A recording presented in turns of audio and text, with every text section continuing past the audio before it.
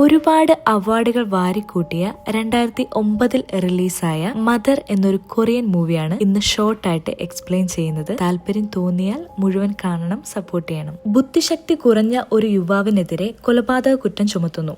അവന്റെ അമ്മ തന്റെ മകൻ നിരപരാധിയാണെന്ന് തെളിയിക്കാൻ പാടുപെടുന്നതാണ് ഈ സിനിമയുടെ സ്റ്റോറി. ഈ സിനിമയിലെ ഏറ്റവും പ്രധാനപ്പെട്ട രണ്ട് കഥാപാത്രങ്ങളാണ് മാനസിക വെല്ലുവിളി നേരിടുന്ന ഒരു മകനും മകനെ ഓവറായിട്ട് കെയർ ചെയ്യുന്ന ഒരു അമ്മയും. മകന്റെ പേര് ഡോജൂൺ. അമ്മയ്ക്ക് പ്രത്യേക പേര് ഈ സിനിമയിൽ മെൻഷൻ ചെയ്യുന്നില്ല, അതുകൊണ്ട് നമുക്ക് അവരെ അമ്മ എന്ന് തന്നെ വിശേഷിപ്പിക്കാം. ഈ ഡോജൂൺ അമ്മയുടെ കൂടെയാണ് കിടന്നുറങ്ങുന്നത്. അമ്മയാണ് ഭക്ഷണം വാരി കൊടുക്കുന്നത്. അവൻ എവിടെയെങ്കിലും പോയി മൂത്രമൊഴിച്ചാൽ അവിടെ കഴുകി വൃത്തിയാക്കാൻ വരെ ഉടനടി അമ്മയെത്തും. ഡോജൂണിന് ബുദ്ധിക്ക് പ്രശ്നമുണ്ടെങ്കിലും നല്ല ഓർമ്മശക്തിയുണ്ട്. പക്ഷെ അവന് ഭയങ്കര കൺഫ്യൂസ്ഡ് മൈൻഡാണ്. അതുകൊണ്ട് ഈ ഓർമ്മകളൊക്കെ അപൂർവമായിട്ട് മാത്രമേ കിട്ടൂ. സിനിമയുടെ തുടക്കത്തിൽ ഡോജൂണിനെ ഒരു കാർ ഇടിക്കുന്നുണ്ട്. അതിന്റെ പ്രതികാരത്തിന്റെ ഭാഗമായി ഡോജൂണിന്റെ ഫ്രണ്ട് ഈ കാറിന്റെ കണ്ണാടി തകർക്കുന്നു. പക്ഷെ പോലീസ് ക്വസ്റ്റ്യൻ ചെയ്യുമ്പോൾ രക്ഷപ്പെടാൻ ഈ ഫ്രണ്ട് ഡോജൂണിനോട് നീ എന്തിനാ കണ്ണാടി തകർത്തതെന്ന് ചോദിക്കുമ്പോൾ കൺഫ്യൂസ്ഡ് മൈൻഡുള്ള ഇന്നസെന്റ് ആയ ഡോജൂൺ താൻ തന്നെയാണ് കണ്ണാടി പൊട്ടിച്ചതെന്ന് സ്വയം വിശ്വസിക്കുന്നു. പക്ഷെ മറ്റൊരു സന്ദർഭത്തിൽ ആ കണ്ണാടി പൊട്ടിച്ചത് താനല്ല, തന്റെ സുഹൃത്താണെന്ന് ഡോജൂൺ ഓർമ്മിച്ചെടുക്കുന്നുണ്ട്. അതുപോലെ അവന് 3 വയസ്സുള്ളപ്പോ അവന്റെ അമ്മ എലിവിഷം കൊടുത്ത് കൊല്ലാൻ നോക്കിയെന്നത് വളരെ പ്രായമായിട്ടാണ് അവന്റെ ഓർമ്മയിൽ വരുന്നത്. ഒരു ദിവസം രാവിലെ ഒരു സ്കൂൾ പെൺകുട്ടിയെ കൊലപ്പെടുത്തി നനഞ്ഞ തുണി പോലെ കെട്ടിത്തൂക്കിയ നിലയിൽ കണ്ടെത്തി. പോലീസിന് ഈ കുറ്റകൃത്യം ആരാ ചെയ്തതെന്ന് മനസ്സിലാക്കാൻ കഴിയുന്നില്ല. നിർഭാഗ്യവശാൽ ഡോജൂൺ മുൻപൊരിക്കൽ മോഷ്ടിച്ച ഒരു ഗോൾഫ് ബോൾ കുറ്റകൃത്യം നടന്ന സ്ഥലത്ത് നിന്ന് കണ്ടെത്തി. പോലീസുകാർ അവനെ അറസ്റ്റ് ചെയ്യുകയും കൊലപാതക കുറ്റം ചുമത്തുകയും ചെയ്യുന്നു.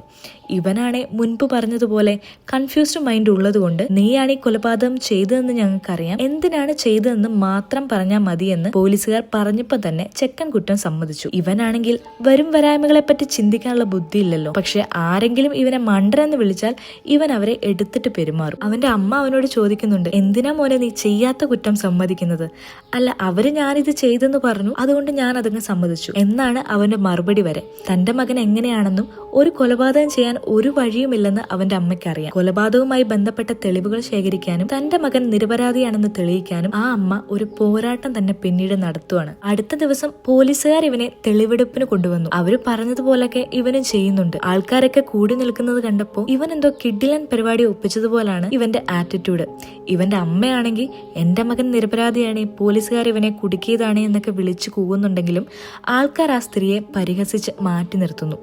ഒരു വക്കീലിനെയൊക്കെ കൊണ്ടുവന്നെങ്കിലും ഇവന്റെ കിളിപോയ സംസാരം കേട്ടിട്ട് ഇതൊന്നും നടക്കാൻ പോണില്ലെന്ന് പറഞ്ഞ് വക്കീലും കൈയൊഴിഞ്ഞു. ഈ അമ്മയാണെങ്കിൽ എന്തെങ്കിലും ഒരു തെളിവ് കിട്ടാൻ മരിച്ച പെൺകുട്ടിയെ അറിയാവുന്നവരൊക്കെ പോയി കാണുന്നു. അങ്ങനെ ഈ അമ്മച്ചി ഒരു കാര്യം മനസ്സിലാക്കുന്നു. അതായത് ഈ പെൺകുട്ടിയെ എല്ലാവരും റൈസ് കേക്ക് എന്നാണ് വിളിക്കാറ്. അതെന്തുകൊണ്ടാണെന്ന് ചോദിച്ചാൽ ആര് അവൾക്ക് അരി കൊടുക്കുന്നുവോ അന്ന് രാത്രി അയാളുടെ കൂടെ അവള് കിടക്ക പങ്കിടും.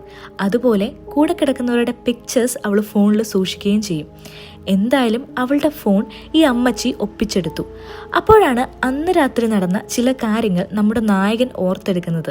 അതായത് അന്നവൻ അവളെ പിന്തുടർന്നു പോയപ്പം അവളൊരു പൊട്ടിപ്പൊളിഞ്ഞ് വീട്ടിലേക്ക് കയറി. പിന്നെ അവൻ അവളെ കണ്ടിട്ടില്ല. അതേസമയം അവിടെ മറ്റൊരാൾ മറിഞ്ഞിരിക്കുന്നത് പോലെ അവൻ കണ്ടിരുന്നു. അതവൻ അമ്മയെ അറിയിച്ചപ്പോൾ അവരാ മരിച്ച പെൺകുട്ടിയുടെ ഫോണിലെ ഫോട്ടോസ് കാണിച്ചു കൊടുത്ത് ഇതിൽ ആരെങ്കിലും ആണോ എന്ന് ചോദിക്കുന്നു. ഫോട്ടോസിലെ ഈ പ്രായമുള്ള മനുഷ്യനെ ഡോജൂൺ തിരിച്ചറിയുന്നു.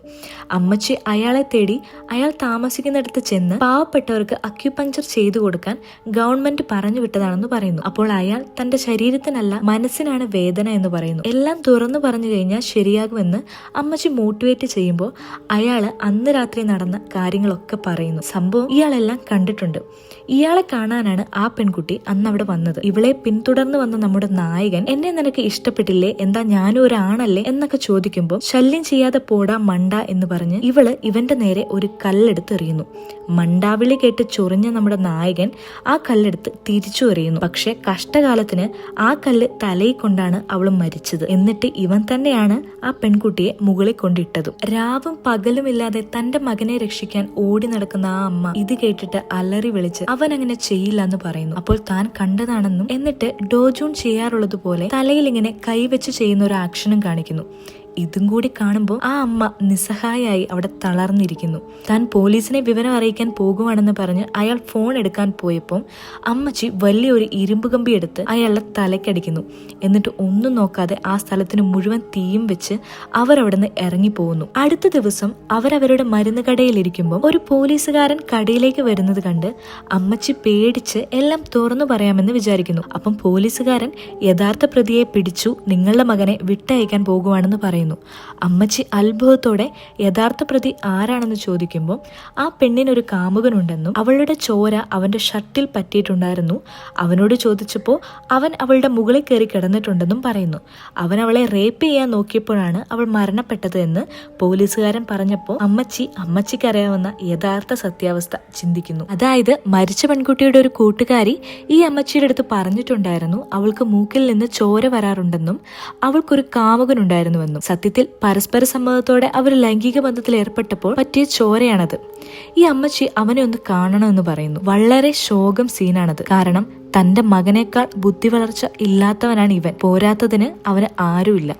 കുറ്റവാളിയായ സ്വന്തം മകനെ രക്ഷിക്കാൻ ഒരു കൊലപാതകവും ചെയ്തു. പോരാത്തതിന് ഒരു തെറ്റും ചെയ്യാത്ത ഒരു പാവത്തിനെ കുറ്റവാളിയാക്കുമ്പോൾ നോക്കി നിൽക്കുകയും ചെയ്യുന്നു. അവർക്ക് പൊട്ടിക്കരയെന്നല്ലാതെ മറ്റൊന്നും ചെയ്യാൻ കഴിഞ്ഞില്ല. സിനിമ അവസാനിക്കുന്നത് കുറ്റബോധത്താൽ നീറുന്ന ഈ അമ്മയെ കാണിച്ചിട്ടാണ്. തീർച്ചയായും ഡോജൂണും ഒരിക്കൽ ഈ ഓർമ്മകളൊക്കെ തിരിച്ചു കിട്ടും. കുറ്റബോധം പിന്തുടരുന്നതാണ് ഒരു മനുഷ്യന് കിട്ടാവുന്ന ഏറ്റവും വലിയ ശിക്ഷ. ശരിക്കും ഈ അമ്മയുടേത് സ്നേഹമാണോ, ത്യാഗമാണോ, അതോ സ്വാർത്ഥതയാണോ എന്ന് കമന്റ് ചെയ്യൂ.